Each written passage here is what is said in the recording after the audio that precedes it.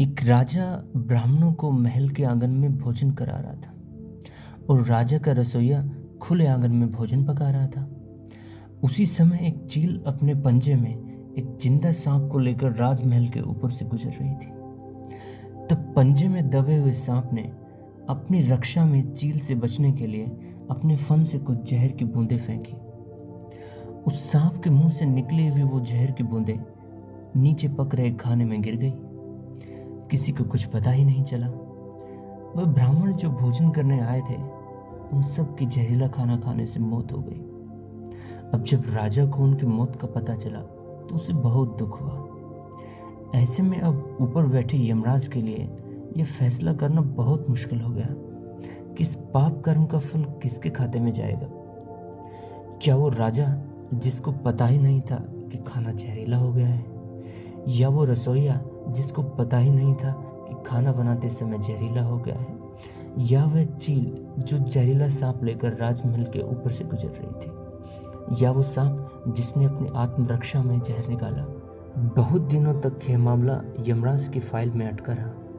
फिर कुछ दिन बाद कुछ ब्राह्मण राजा से मिलने उस राज्य में आए और उन्होंने किसी महिला से महल का रास्ता पूछा।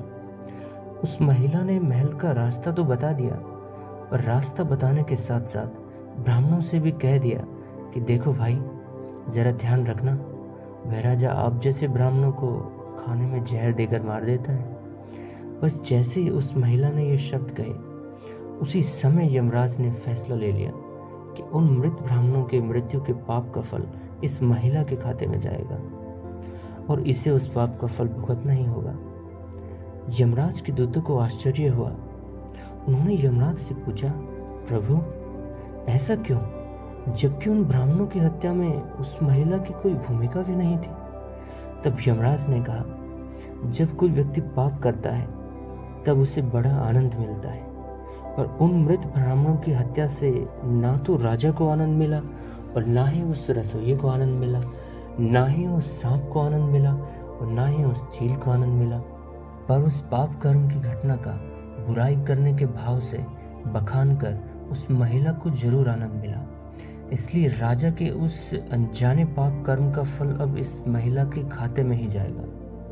बस इसी घटना के तहत आज तक जब भी कोई व्यक्ति जब किसी दूसरे के पाप कर्म का बखान बुरे भाव से करता है, तब उस व्यक्ति के पापों का हिस्सा उस बुराई करने वाले के खाते में डाल दिया जाता है। अक्सर हम जीवन में सोचते हैं कि हमने जीवन में ऐसा कोई पाप नहीं किया, फिर भी हमारे जीवन में इतना कष्ट क्यों आया। ये कष्ट और कहीं से नहीं, बल्कि लोगों की बुराई करने के कारण उनके पाप कर्मों से आया होता है, जो बुराई करते ही हमारे खाते में ट्रांसफर हो जाता है।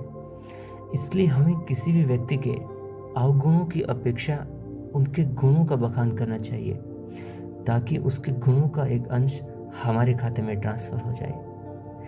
तो है ना कितनी कमाल की सीख दोस्तों, जीवन में सीख और मोटिवेशन देने वाले और भी अच्छे अच्छे वीडियोस हम आपके लिए लाते रहेंगे। इसलिए हमारे चैनल को लाइक और सब्सक्राइब जरूर करें। तो फिर मिलते हैं फिर किसी एक नई वीडियो के साथ। तब तक के लिए नमस्कार, जय हिंद।